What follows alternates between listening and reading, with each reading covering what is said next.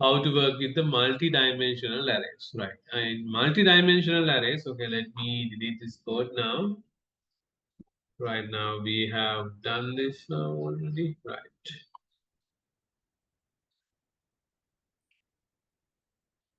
Okay, now let me show you how to declare now two-dimensional array.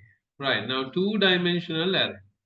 And thereafter we will see how to fix the multi-dimensional arrays as well.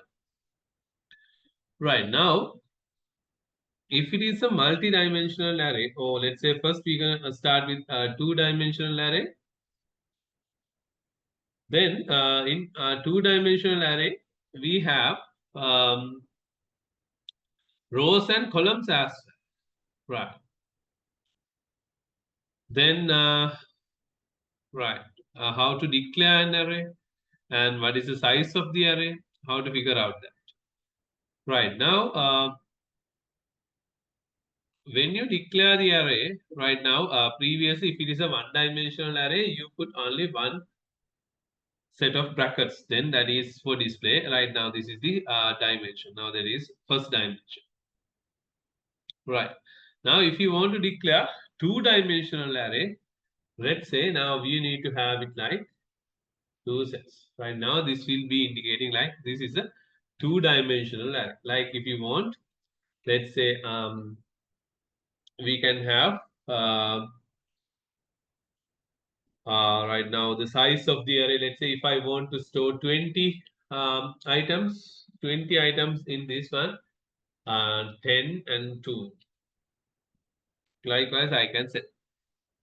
Then the size of this dimensional array, that means 10 and 2, 10 by 2. Then I can store total of 10 into, let's say 3, 30, 10 into 3 is 30. Then 30 number of items, I can use 30 number of items, right? Then I can have 30 number of items, right? Then here the number of, okay, now what is, okay, which represent the number of rows, which represent the number of columns. That's our problem. Right now, 10 and 3. 10 and 3. Here we know that we can have altogether 30 number of items. Therefore, now that means each row has 3 columns then. Each row has 3 columns. Each row has 3 columns. Therefore, we can see the row count is 10. We have 10 rows with 3 columns. Then this is going to be like 10 rows and 3 columns. We have 10 rows and 3 columns. Right. Now, let's say I need to have 10 rows and 2 columns, and I'm going to put the number here and the square of that number into the second column. Right. I'm going to have the number here in the first column. Second column, I'm going to have the square of it. Right. Therefore, now, let's say I'm not going to get the user. Okay, let's say we're going to get the user input. For the time being, we're not going to get the user input. I'm going to assign 1 to 10, let's say. Now, first of all, we'll check what is this the length gives us. If you print the numbers dot length, like in order to make it shorter, I'm going to say num or arr. Then I'm going to print arr dot length. I just want to see what does it give me. Arr dot length. Arr dot length. Let's see what does it going to give me. Arr dot length give me 10. That means the row count is 10. Then row count is 10. The row count is 10. If I want to get the column count, if I want to get the column count, then if I say array 0th index, arrow 0 index dot length, array 0 index dot length, now that will give you 2. Now this is the column count. I have 2 columns and 10 rows. I have 10 rows and 2 columns. Right, 10 rows, 2 columns. Now remember, this is the row count and this is the column count. 10 rows and 10 rows and we have 10 rows and 2 columns. Right. Now what I want to do is I want to iterate through the array and I want to assign 1, 2, 3, 4, 5, 6, 7, 8, 9, 10 values. Right. Therefore, now what I'm going to do here is I'm going to assign for the array ARR for the array index number ith index zeroth column. Zeroth column, I'm going to put the 1. I'm going to put the 1. Not 1, I need to set it by I plus 1 value. I plus 1. Right. Then I need to put, right, for the first column value,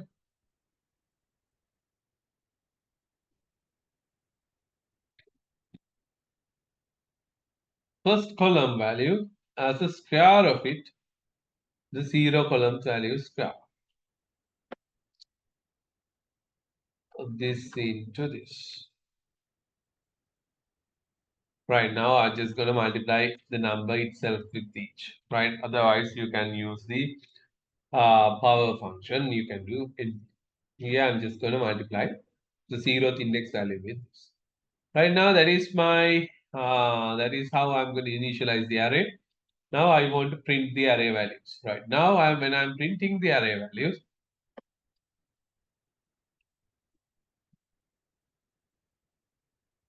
right now I want to print the array values. Then let's say I need to use another for loop.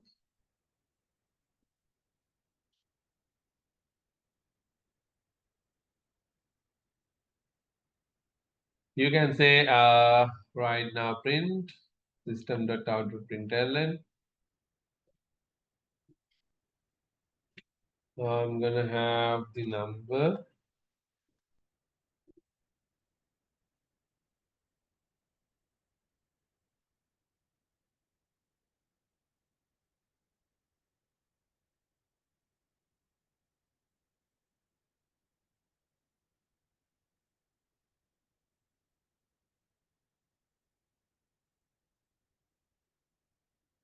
Array 0th index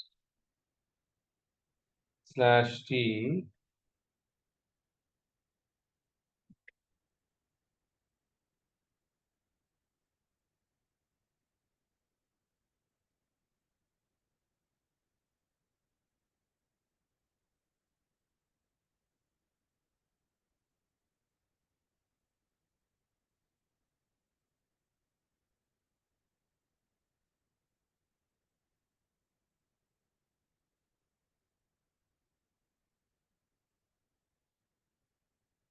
Right now, what does it say? The bracket is missing.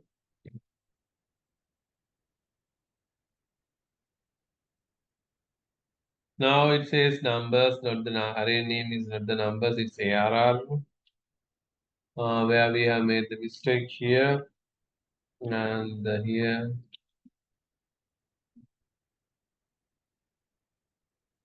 Right now it shows me the number values 1 to 10 and the square values 1 to 100.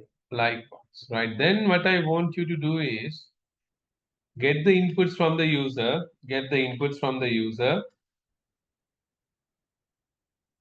and I want you to display the number and the square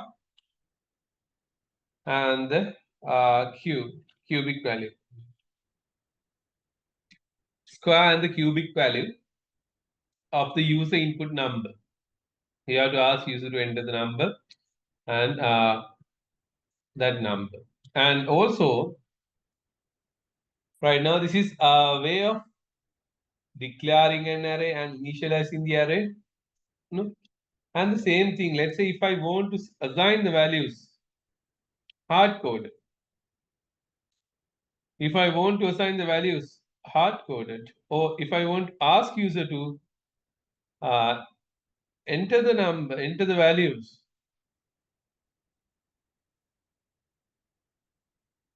Right now, let's say Okay, do this task, and thereafter I want you to have an array like this. I need to using a program. I want you to define the values and 9, 10, 11, 12. Right now, I want you to write a program. 3 rows with 4 columns. 3 rows with 4 columns. Write a declare an array using a loop. Initialize the values using a loop. Using a loop, initialize these values and then print the array. Using the loop, for loop or any loop, initialize the values and then display the values.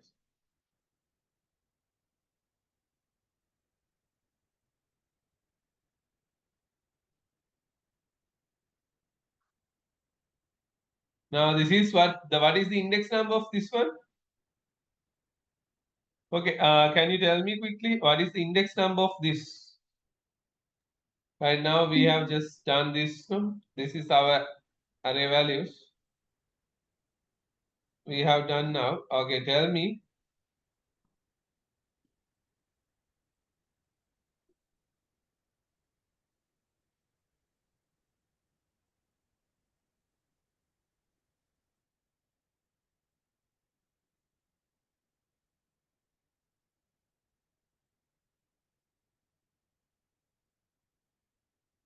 Okay, what is the index number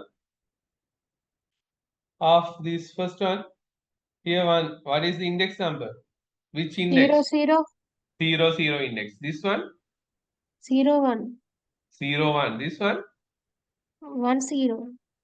1, 0. This is 1, 1. 1. This is okay, right? Therefore, you can list down the index numbers here. The row numbers here you can have 0, 1, 2, 3, 4, 5, 6, 7, 8, and 9. Right now, this is how the index number is gonna be. Right now, we will have a 0th index, first index, second index, third index, fourth index, fifth index, 6, 7, 8, 9, because only 10 values are there. Right.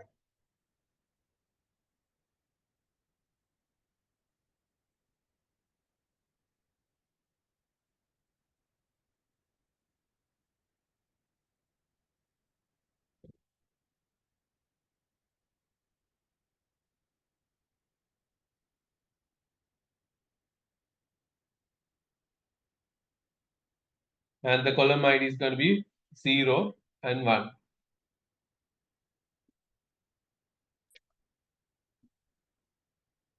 Right, then 0, 0, 1, 0, 2, 0, 3, 0. Likewise, you can specify the index numbers.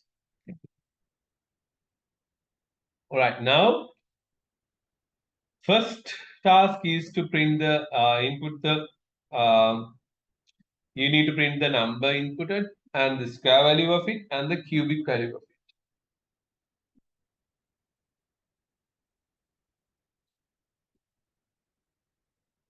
And the second one, number square root and the square value.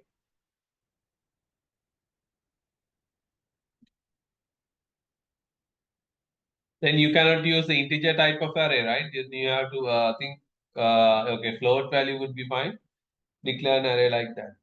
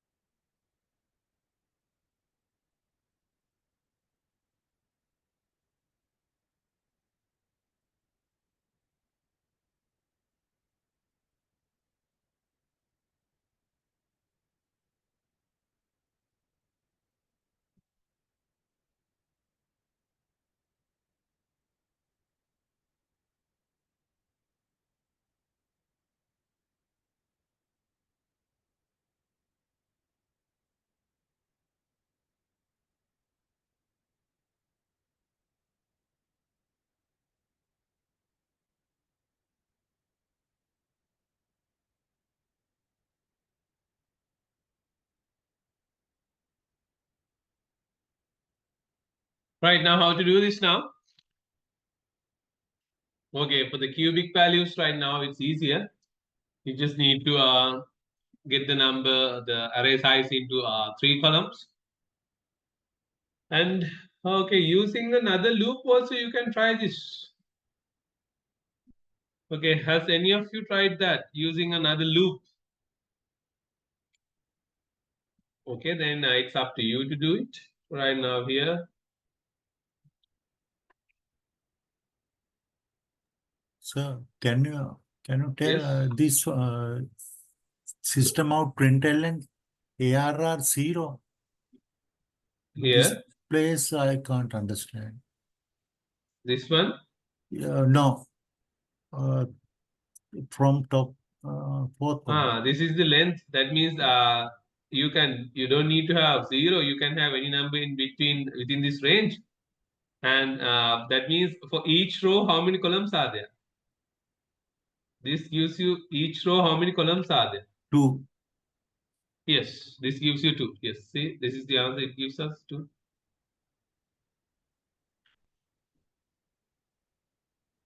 And now I'm gonna say for the first index multiplied by the 0th index and some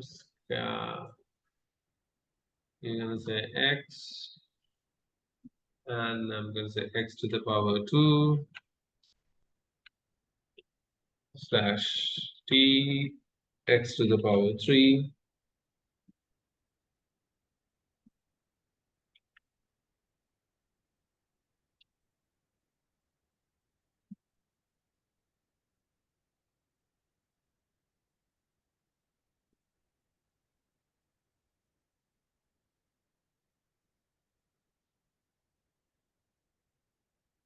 Right now you will see that you'll be able to get the cubic values as well. Right now this is not done for the user inputted values now, but only for the numbers from 1 to 10. Right, the number, square value, and the cube value. Right, now my concern is now using 2 nested loops. Right now we have done only using 1 loop. Right, using 2 nested loops, I want you to insert the values like this: 1, 2, 3, 4, 5, 6, 7, 8, 9, 10, 11, 12. Yes, I want you to assign values like this. Okay, not like this. Okay, right now that you could do it like this. No, you can have an array like this, and then you can have it like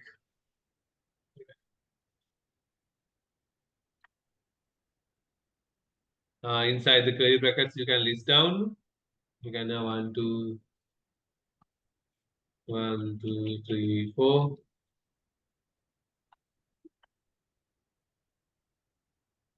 And then you can have 5, 6, 7, 8. Then you can have 9, 10, 11,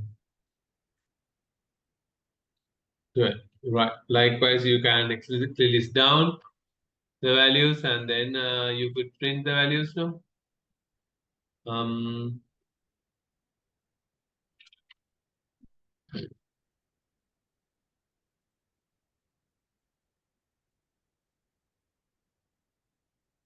How can you print now?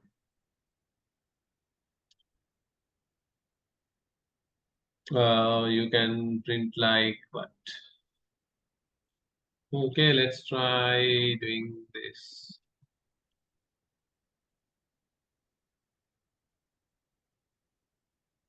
Mm, no.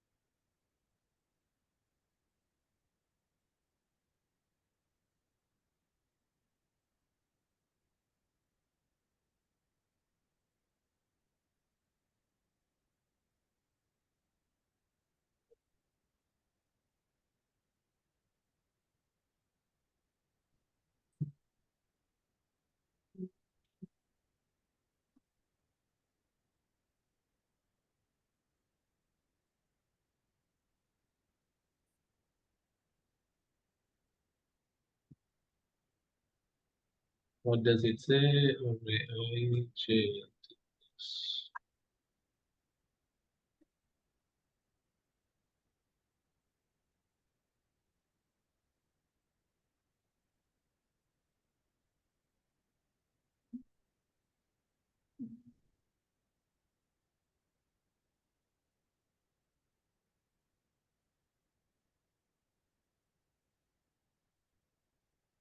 Right. Now, even if you list list numbers here, then the loop will run only after that.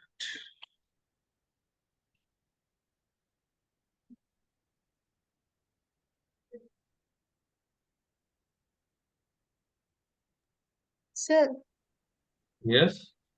sir, my code is the same as your code, but when I run it, always that exception is coming. Okay. All right. We'll see. Okay. Now, right. This is not what I want you to do. Now, this is explicitly list down the elements now using the square brackets. Right now, I want you to like using nested loops like this. Assign the values like this 1, 2, 3, 4, 5, 6, 7, 8, 9, 10, 11, 12. Declare an array of what should be the size of this one? Is it 4 by 3 or 3 by 4? Is this 4 by 3 or 3 by 4? 4 3 by and 4. 3 or 3 by 4? What is this? 3 by 4. Yes, 3 rows. 1, 2, 3, 3 rows and 4 columns. Therefore, 3 rows and 4 columns. Therefore, declare an array like this and then assign the values 1, 2, 3, 4, 5, 6, 7, 8, 9, 10, 11, 12 using nested loops and then again print the array as well. In the meantime, you can share your screen. Let me stop share. Yes, you can share your screen.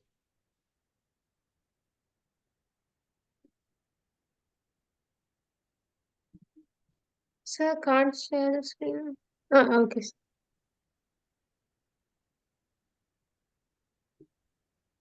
Okay, show us the error.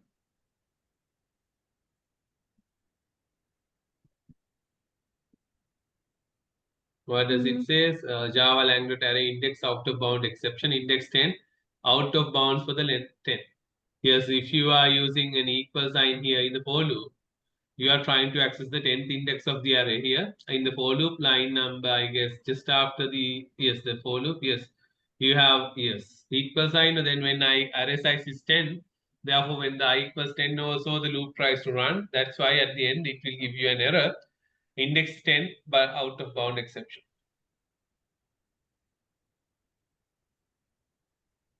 Okay, sir. I'll see Right? that.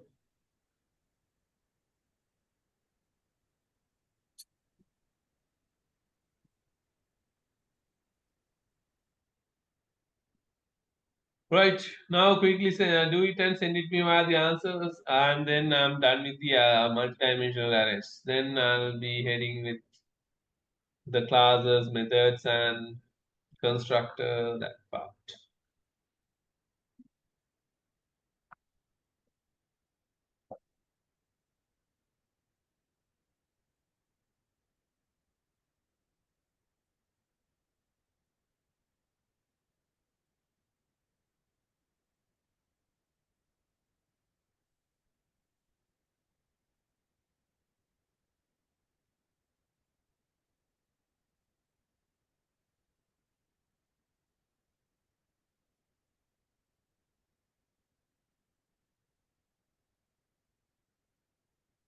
Hmm.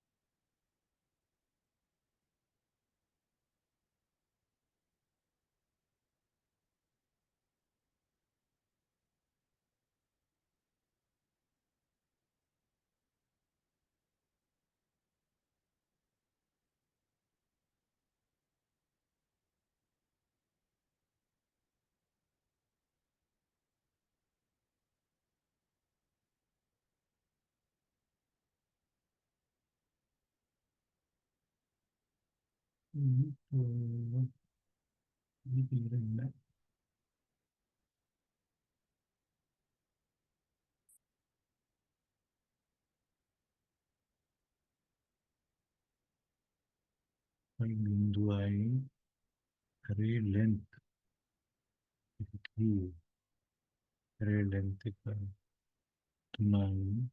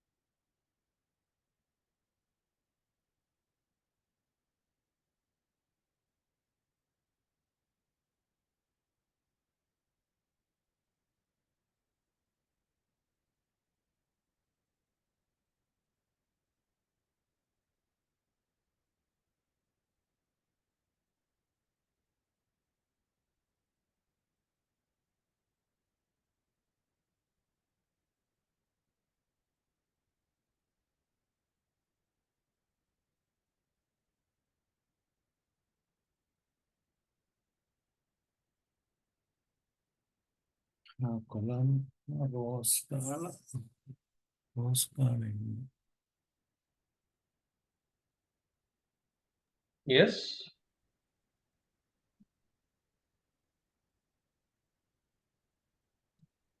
Have you finished now?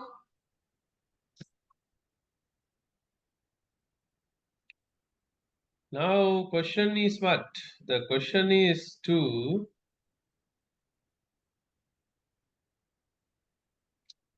assign the values like 1, 2, 3, 4, 5 likewise and then print it. Right? Right. Then how can we do this? Okay. Let me take a copy of this and let's remove this one. Then new int.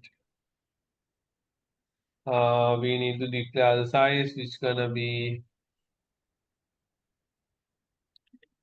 3 by 4.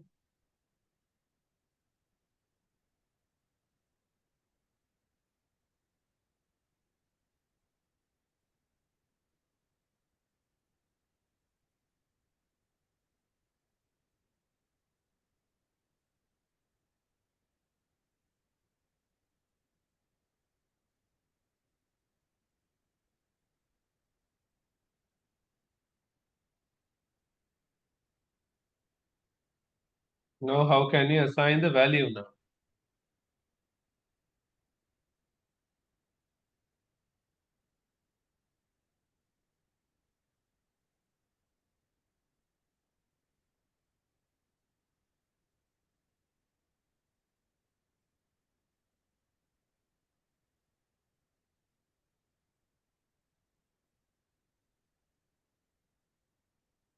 Let's say we have x equals 1. Then I can say what? ARR ith index jth value is equals to x. Then x plus plus.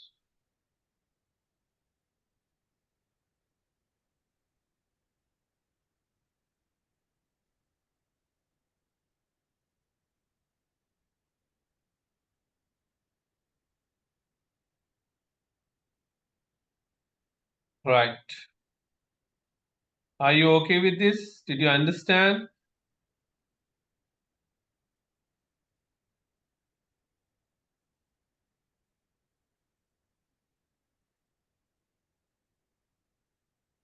Okay, just for the sake, let's use a three-dimensional array. Three-dimensional array.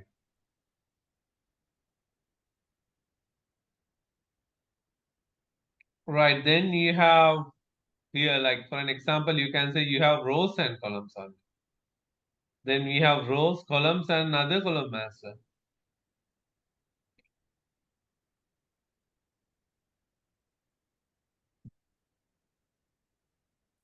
Or you can have multi-dimensional arrays, right? Now you can just, by increasing the number of brackets here, you can do it.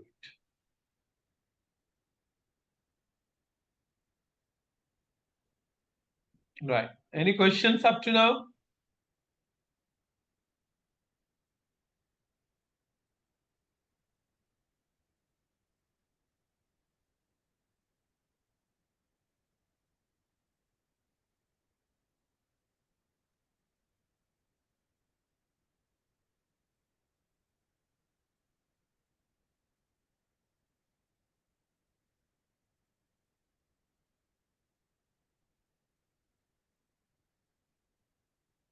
Okay, no questions, right?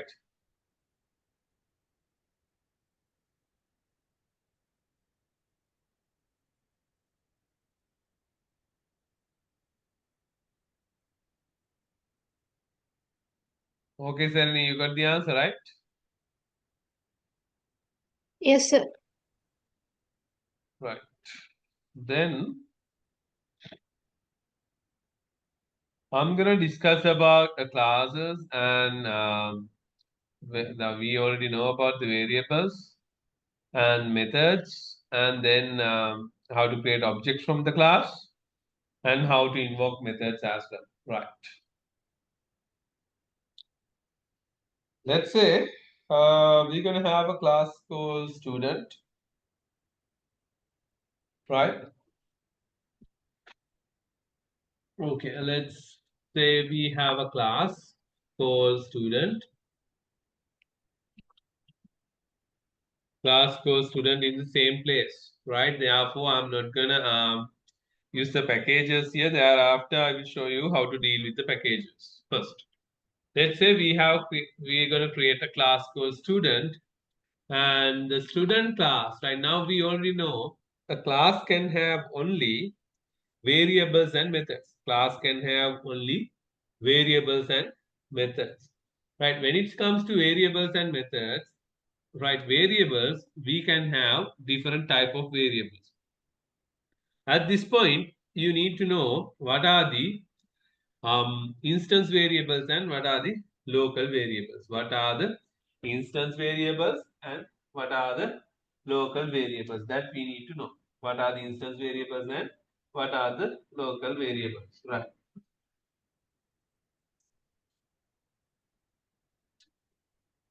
What are the instance variables and what are the local variables? Right now, instance variables are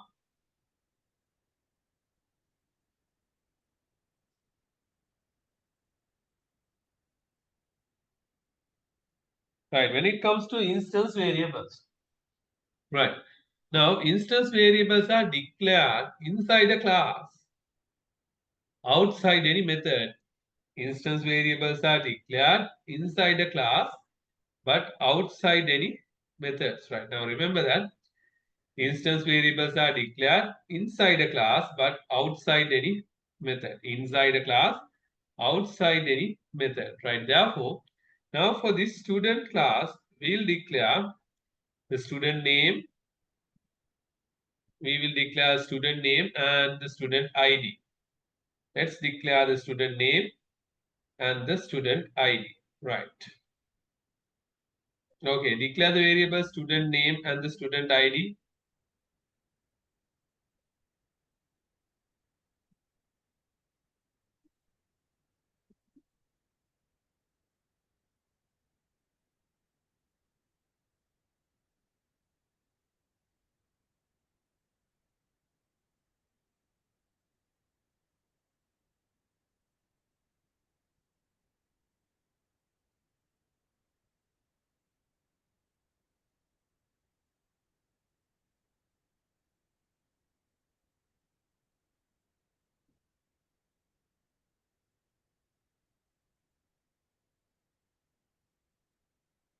String name, string student name, Sorry. string student name.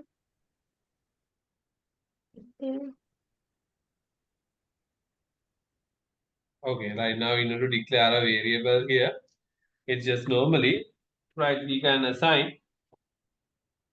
But now the student class has three variables. Let's say student name, therefore string and student name. Right, the student name. And we need to have, let's say, integer student ID. Right. Student name, student ID, only two variables I need to have. Right.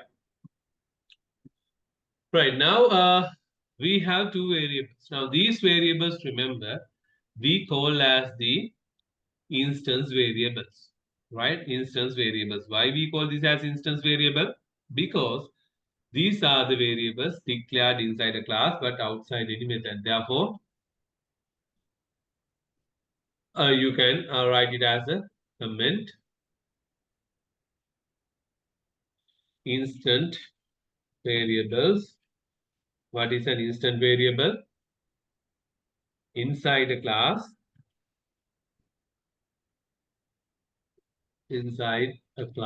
outside any method. Inside a class and outside any method. Now let's save this as well. Right now my class name is student. Then I'm going to save it as student.jar. Right, now this is my class. Right now, let's compile this one. Java C student.java.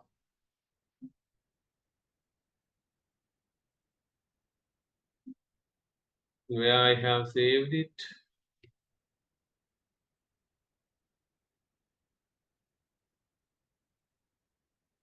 Oh, not here. Where I have saved it.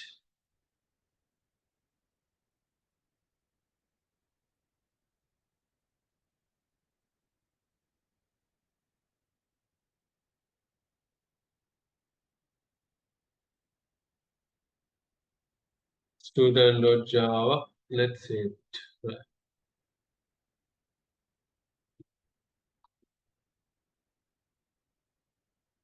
Right, now I have saved it as student.java. Right, now this is my student file. Right, now this class contains only the variables. Therefore, this class contains only the variables. Therefore, now we can call this as a data only class. This is a data only class. Now, data only class. Right, then if I want to create an object from this student class, now this is a class. If I create a student class object from the student class, then that object will have only these two variables, name and the ID. Therefore, let's see how to declare the student class object. Right. Now I'm going into the student class right here. Now inside the main method, I'm gonna create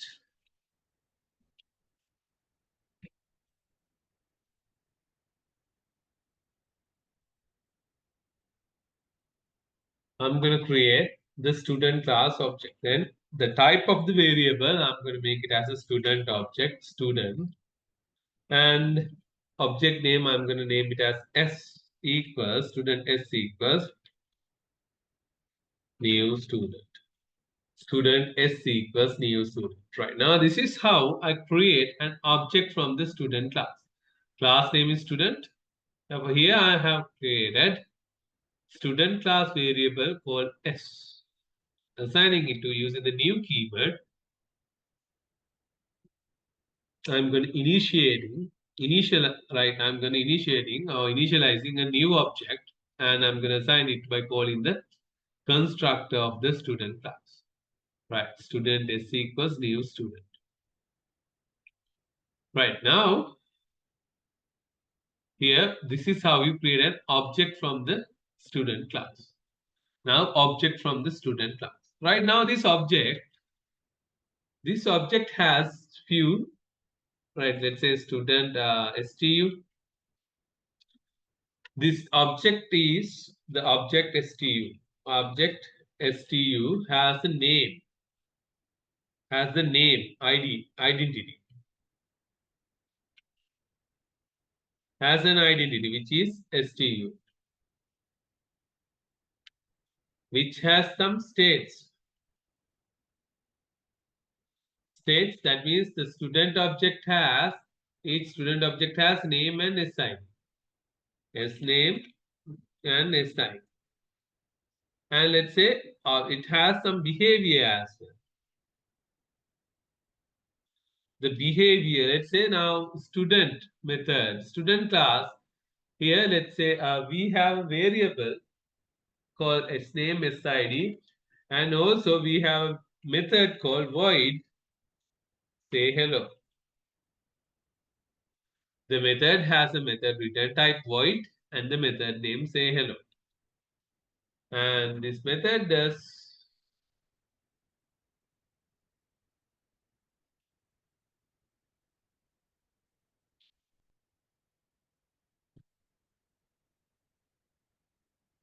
right say hello. Let's say it does system.out.println.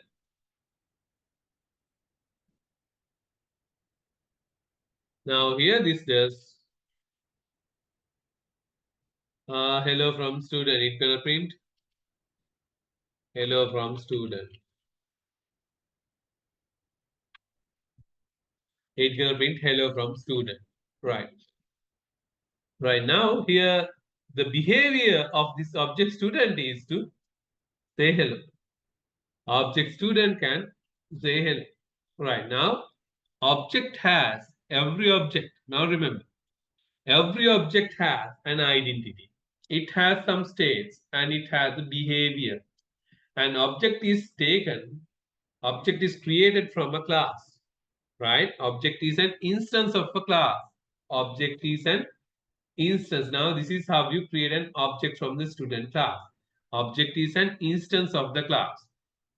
Therefore, in the class we declare what are the variables that each object of this particular class, right? For the student class, what are the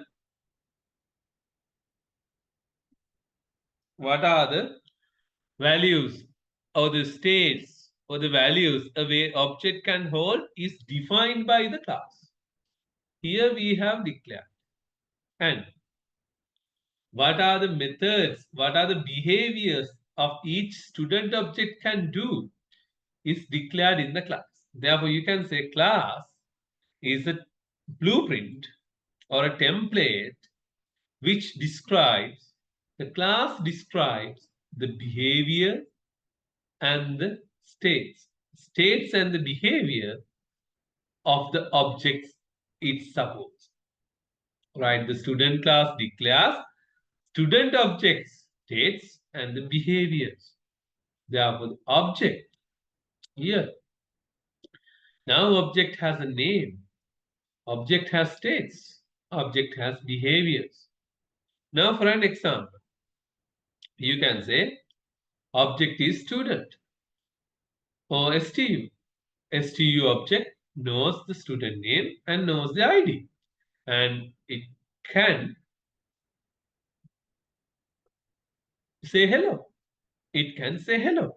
Therefore, that is the relationship between objects and the classes. Remember, in Java, the class represent, we call a class is a template or a blueprint likewise. That is why Java class represent the variables or the states, methods, the behaviors of its object can have.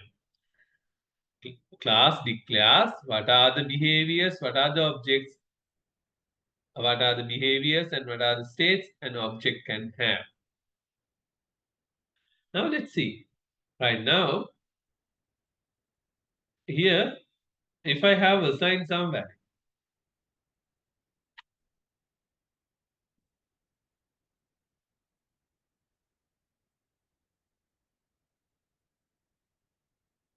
let's say I'm going to assign John Doe and ID equals. Right now, if I print,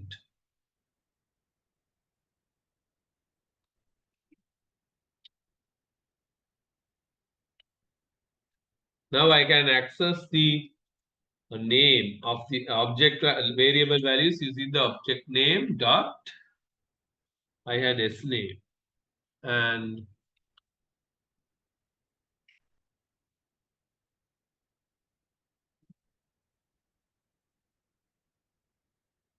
SID. Right now, this is how I am accessing S name variable and the SID variable.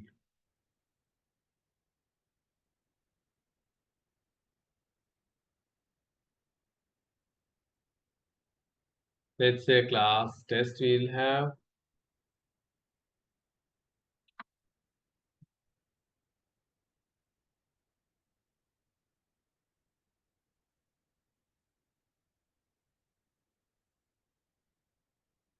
Right now it says Java test equals null and the integer variable is 0 because I have not saved this.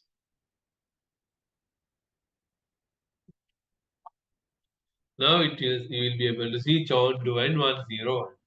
Now these are the hard-coded values. Therefore, now every object of the student class, because now these are the hard-coded values. Now we have hard-coded student name as John Doe, ID is 101. Therefore, even though you create thousands of objects from the student class, every object has the name as John Doe and the ID as 101 because you have hard-coded the values. We have initialized the values. Every object have John Doe and 101. And if you want to display this, if you want to execute the hello method, that is also can do. That is done by, you can say stu dot say hello. That is a method, therefore you need to use the method signature. Right. And now if you compile this, it says hello from student. Even not only this, if you want to change the value of the student object, right now, stu.sname equals, let's say, and Smith.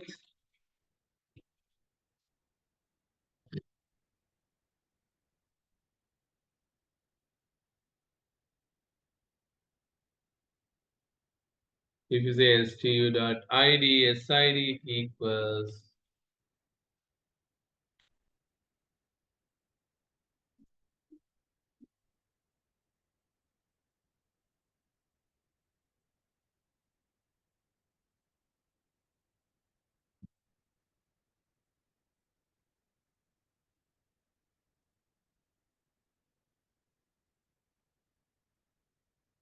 now you can see here, now you have changed the value of the name and the ID variable by accessing the variable using the object name. Object is stu object ID using stu.sname. I have changed the value of the variable. I have changed the value of the ID variable and I'm executing the method as well. Right now, create another object of the student class and see whether what are the values it prints, whether it prints Anne Smith or John Doe. Just check whether it create another object for the same class and then see what does it print. Quickly do it.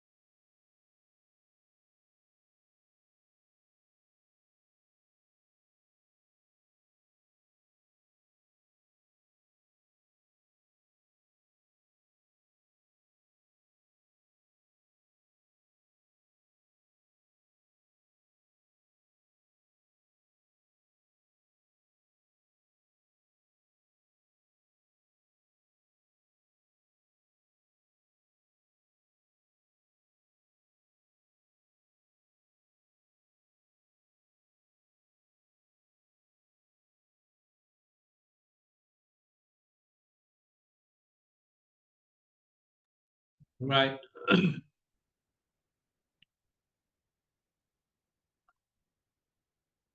Right. Then if you create another object, right? If you create another object from the same class, now let's say I'm gonna call it as S1, and if I just print the S1 values,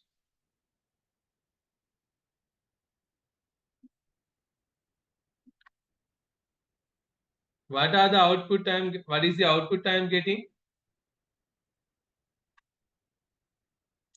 Is it All Jane no values. Anne? John no Anne? John. John. Yes. Why is it? Sorry, I have to compile Default it value. first.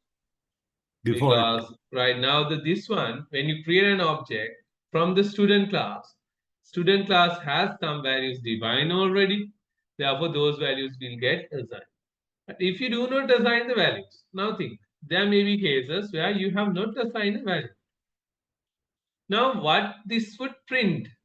Let's say this is okay. Here I'm gonna have S1 and S2 objects created.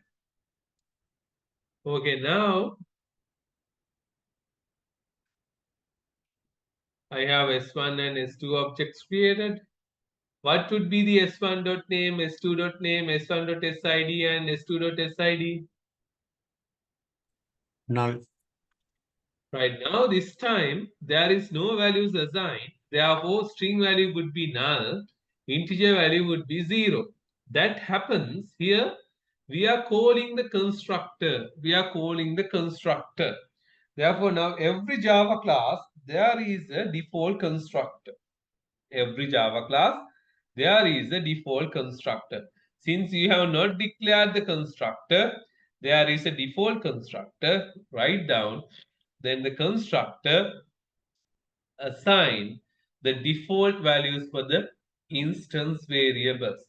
Constructor assign default values to the instance variables. Now these two are instance variables, and therefore new note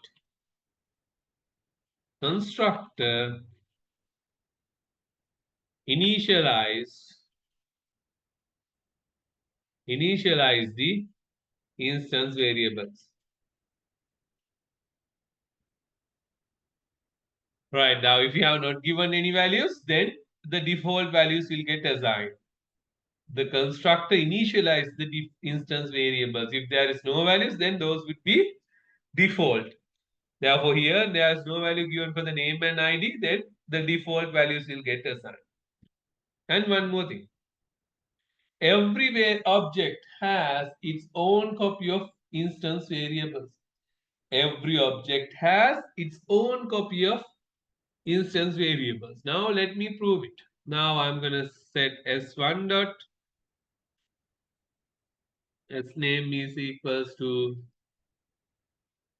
Jane Doe and s1 dot SID is equals to 101, and then I'm going to print those two values, and thereafter I'm going to say s2 dot name is equals to Ann Smith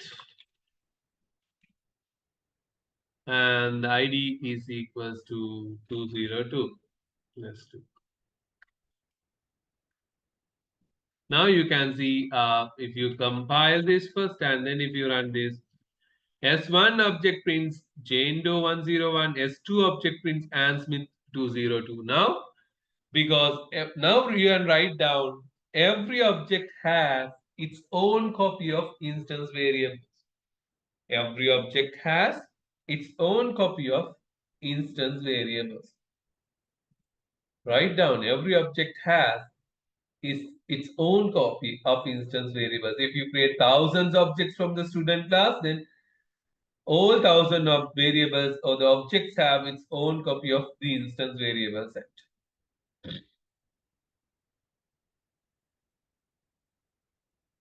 Right. Is this clear now? Okay, right now I'm going to assign the constructor now. I'm going to deal with the constructor now. I'm going to deal with the constructor now. Therefore, this is the. Now remember, if you do not declare, if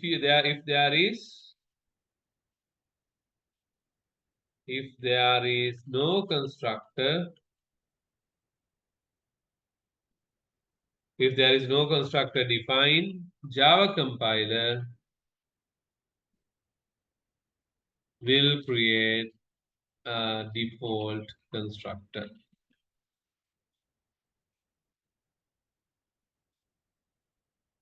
Java compiler will create a default constructor. If there is no constructor declared, Java compiler will create a default constructor. Now that is what you call from here. Now here at this point there is no constructor declared. Then even though you call it, that is the default constructor you call. Right now I'm gonna declare a constructor. Right now I'm gonna declare a constructor here now. Constructor, when you are declaring a constructor, the rules you need to know. There is no return type. Now method has a return type, but the constructor does not have a return type. Then no return type. Same name as the class name. Same name as the class name.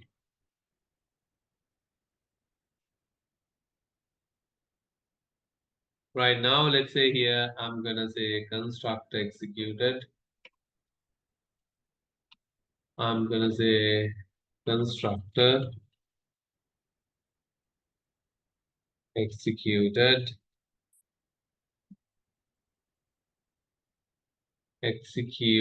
Constructor executed. Right now, I'm gonna have the constructor. I have generated the constructor. Now, if I run this now, you will see every time when I try to create an object here, when I try to create an object S1 and S2, it displays constructor executed. Constructor executed. Right. Okay, quickly try out this.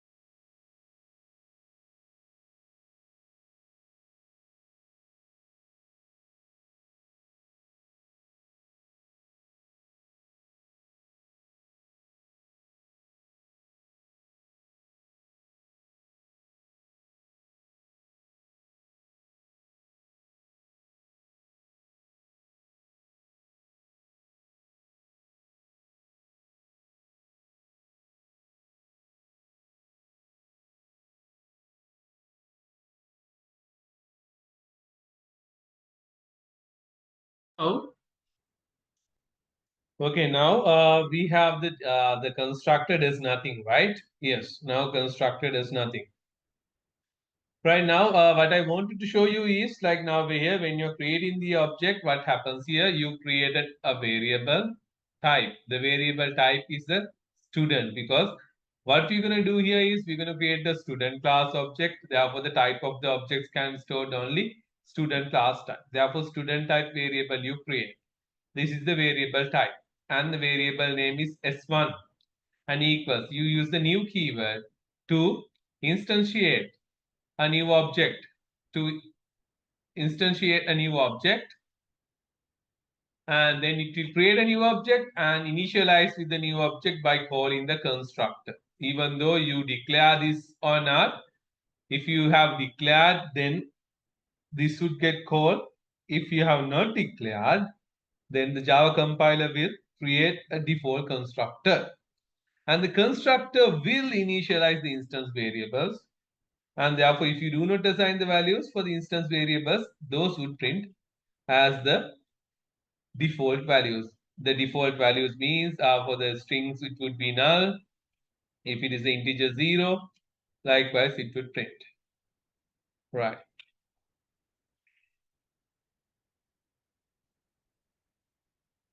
Now you can see 0 now. Right. Now I want you to create a class or the same class, same student class, have some variable types. Like I want you to find out what is the default value for a float variable, what is the default value for a double variable, float and double, and what is the default value for char variable, and what is the default value for a boolean variable. Right now we have all the right, you know that if it is integer type 0, then byte short long also will get 0. I want to figure out for float, double, char, boolean, what are the values, the default values it's gonna get. Therefore, quickly figure out and tell me what are the default values for the float, double, char, boolean variables you get. Quickly figure out and tell me.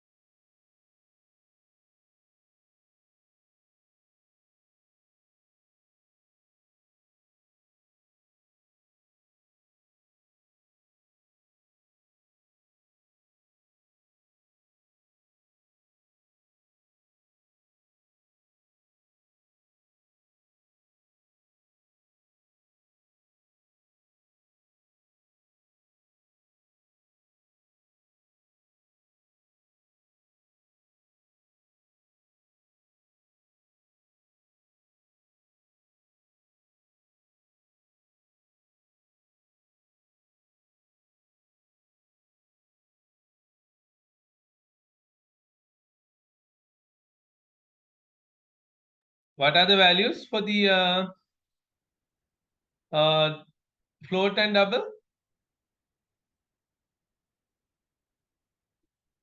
Hello? Yes, Henry. Shalini? Yes, sir. Float 0.0, Okay, double 0.0, good. character nothing, Okay. Boolean false. Boolean false. That means characters you won't get anything. Yes, sir. I send a photo. Right, okay. That means what is it? Is it a space then? That Yes, might be sir. the space then. Right, okay. Then, right, now you know that you can have basically, right now when you're creating an object, right now let's go back to the method, right? Now we have a method here, the method and the constructor, the difference. The method has a return type, but the constructor does not have the return type. That is one single thing. Constructor does not have a return type. Method must have a return type. And constructor name is same as the class name. Constructor name is same as the class name. Right. Now, for the method, let's say now here I want to display the hello from right now. Let's say I'm going to remove these comments by my here. Then you can have your own comments. You know how to do it now. And let's say now I want to, when I call the student and I want to say student info, get info or print info. There's a method called print info. Print info. Right now, when I call the print info method, I need to display the student values. Then I'm going to say student system.out.println the student information. Right now here, student information. Right, and then here it's going to print. Sorry, my bad. Then it's going to print the name.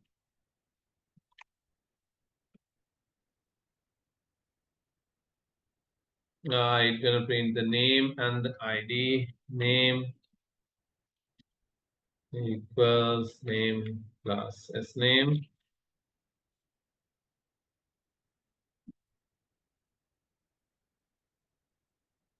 And the ID, student ID, SID.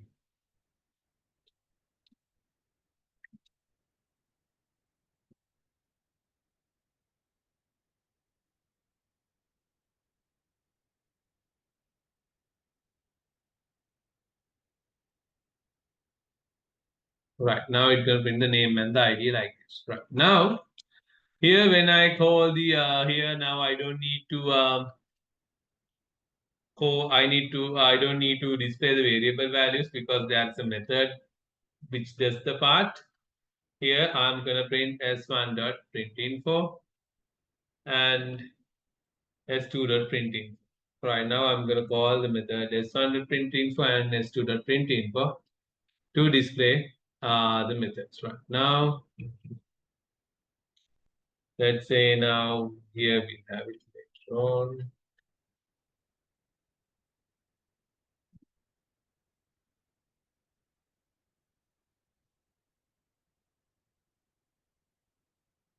Right now it will say name construct executed, student information, name null, ID 0, because now there is no values here given.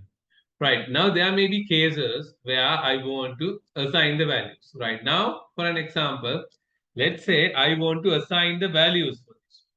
Then I want to assign the values of this one. Then I'm going to have a method called set.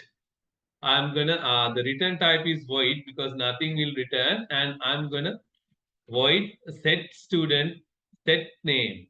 I'm gonna write a method called set name, and here I'm gonna pass the variable name as well. Right now, name. I'm gonna pass the value for that, and what I'm gonna do here is right now I'm gonna assign now variable here instance variable is s name. No? S name is equals to the name value whatever I got. And I'm going to declare another method called void set id.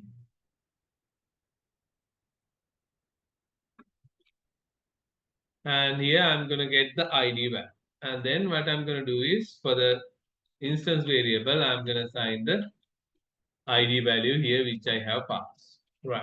Then later on we will discuss about ID string, no, not string. Sorry? Int. ID int. ID integer, my bad. Yes, ID is integer. Yes, very good. And then here I need to now, if I want to assign the values, then I can call the method s1 dot set name by passing a value. Let's say now I need to pass a string value. Let's say jendo. Right now I need to assign the value for it.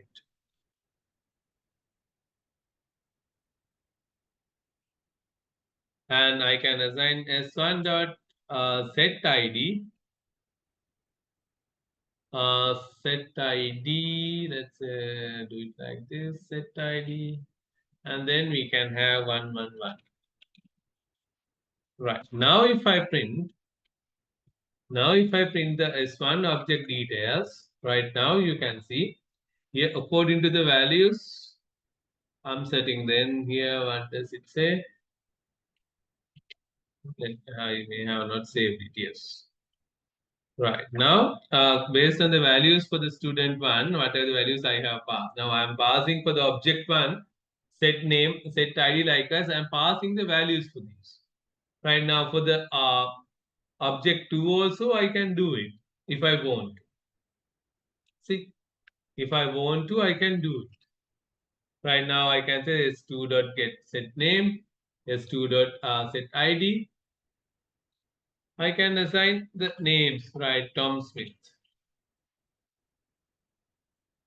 and 222. Likewise, I can assign the values. Right now, this is how that means each object can have its own values. Now, this is how it works now. Right. Now, the same way I'm going to write now. These so far all the methods we have used does not return anything. Those are not returning anything. Therefore, the type we have used was void methods. Let's say if I want to return the values as well, and here if I'm going to return the values as well, I'm going to write now another set of methods called let's say we have a method called student say hello again. Void we'll have a method called for the student say hello, and then student says hello. Now it's gonna say student says hello. If you wish, we can say not the student. We can have the name, student name, s name plus says hello. Right now, and apart from these void methods, right now here I'm gonna have another two methods declared to return the values. Now, therefore, the return types I have to declare. Now, this is gonna name gonna return a string value. Then I'm gonna say string get name. I'm gonna return the value, string value. I'm gonna return, and here integer value. I'm gonna return the integer ID value. Then get ID, and therefore no parameters are required. These are what you call as the parameter variables. Right now, we don't need the parameters to be declared because these are to return the value. Now we have set name, set ID, that is to set the values, and we have get name and get ID. Here we have to have the variable. Right, then here no parameters required here and here because we are returning the values. And since it has the return type declared, now you need to mention the return keyword. Return student name, because we have to return the value. We have to return the value, string value. Now, if we have declared method as return, integer type return. Therefore, you have to return an integer value. No matter what you are doing in your code, you have to return an integer value. Right now, we have to return an ID. Now, what I'm going to do is here, I'm going to call the s1 dot say hello method,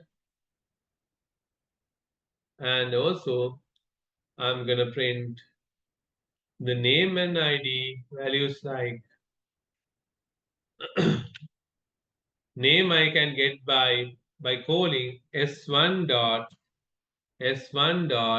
get name. I have to call the method get name. I have to call the method get name. Now ID value I can get by s1 dot get ID, s1 dot get ID. Then I have to declare it like this. Then this will return a value as well. This will return a value. Right now, this will return a value. Now, let's compile and see. Okay, there are some errors. What does it say? Okay, s1 dot say hello. You may have not saved it. Is it? One quote is there, say hello. Yes, okay, and then again the plus sign is here. S name plus says hello, and then You we have to need to close have the plus. quote. Yes, correct. Thank you. Yes, done with this. Now it says Jane Doe says hello, name Jane Doe, ID 111. Likewise, now this is how you declare method with no return type, void. With the now without parameter, this is how you declare. This is how you declare method with the parameter. Now this is how you declare method with a return type. Right now, okay, quickly try out this again. One more thing I have to do.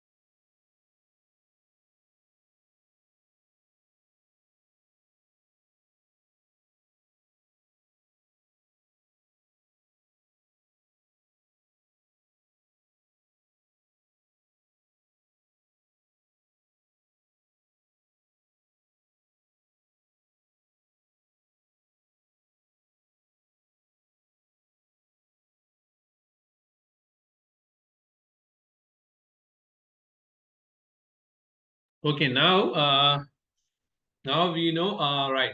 Okay, now my question is, by any chance, now instance variable was s name, and here the variable name was s name, and instance variable also sid, and here variable also, let's say, sid, local variable. Now this is what you call as a parameter variable now, because inside the method you have declared a parameter variable. Now this you can call it as a local variable. Now at the beginning I said there are two type of variables, instance variables as well as local variables. Then instance variables declared inside a class, outside any method instance. The local variables declared inside a class, inside a method. Now this is a local variable. Right, now my question is, if you want to assign the value of this parameter variable to this local variable, will this work? Right, now let's save this and let's run this, and now you will get the values as null. String value name is null, id is 0. What happens? Right, now even though we did everything, what we want to do here, we want to assign the value you have passed here, Jane Doe, to assign into the variable s name, but it is not. Why and how? Scope different. Sorry? Can't access it. Yeah, that is due to at this scope. Now this method has this scope. And when you call the name s name, you are referring to the local variable here. S name is referring to this variable. This name also referring to this. What you are doing, the value of S name assigned to the S name variable, local variable. Therefore, that won't impact on this variable, instance variable. Now remember, if you want to access the instance variable, you have to use the keyword this. Public. You have to use This. the keyword this. Right? Yes. Now again try save this and compile it and see now. Now you can see again the values are working. Previously, we had two different variable names, S name, name, SID, ID. Therefore, you know the variable names are different. Therefore, no worries, you can assign. But once both instance variable and the local variable had the same name, we had the issue. Then in such situation, if you want to access the instance variable, always use this keyword dot, this dot variable name. Okay, try out that as well.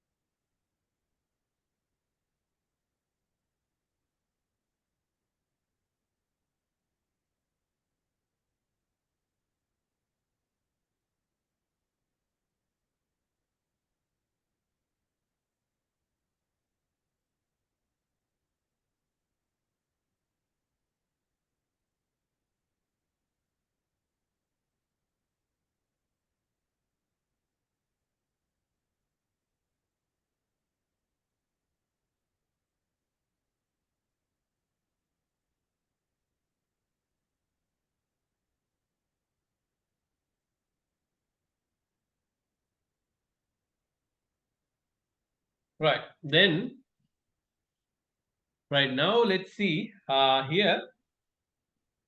Right now, if you want to have the parameters for the constructor as well, if you want to have the parameters for the constructor, right now, you can have these variables, let's say, the name and the ID you want to declare here, right? That means if you want to execute the constructor, you need to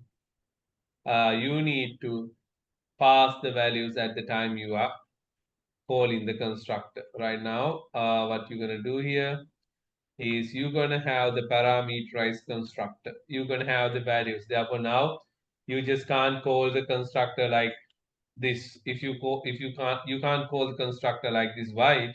The constructor is declared with two variables.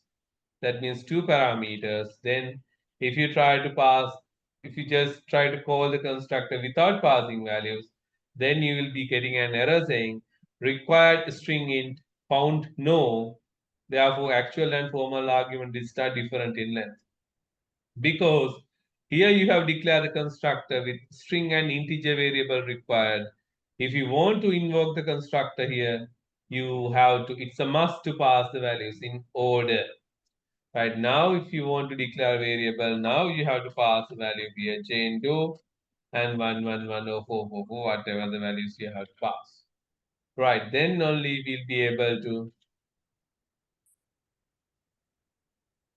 Now you can see the values you can pass. Right now, what happens now? Here we have passed.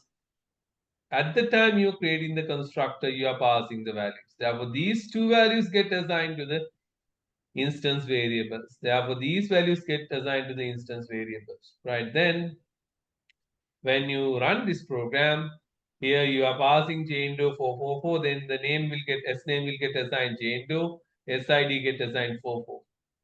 And then you are calling the say hello method. Say hello method says whatever the name you have passed says hello. That's what it's gonna display. And again, you're gonna you're gonna print name by getting the get name method value, by ID by getting the get ID name value, get ID method value. Therefore, here it will print accordingly. Right now, this is how you're dealing with the constructor. Right now, complete this. Right, the further we're gonna have discuss about the constructor, and then what are the default, like what is the superclass of Java, and what are the methods you get inherited from superclass. And thereafter, next week we're going to talk about now we know object, what is a class, and we know about those, and the methods, constructors, parameterized constructor we know. And yes, next week we're going to talk about the superclass of Java, and then what are the methods inherited, and object-oriented programming concepts we're going to talk. Right, any questions up to now you can ask.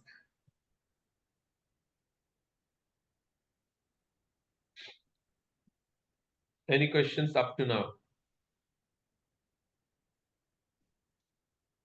Chatur, are you okay?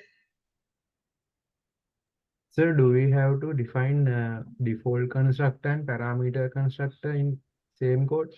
Sorry, Chatur, if you don't define the constructor here, is it? No, sir. Do we have to define the default constructor and the You can't declare the default constructor. That means if you do not declare the constructor here, then it will create the default constructor and it will assign the default values to the instance variable. Okay, sir. If you declare constructor, then default constructor will not get assigned if there is a constructor. Okay, sir. Right? Good. Okay, sir. Thank you. Vijay Singh?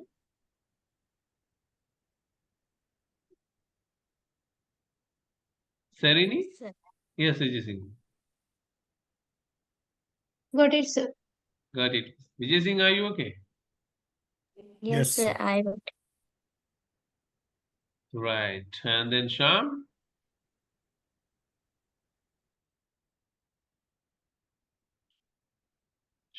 Shamara, are you okay? Yeah, I'm good, I- sir.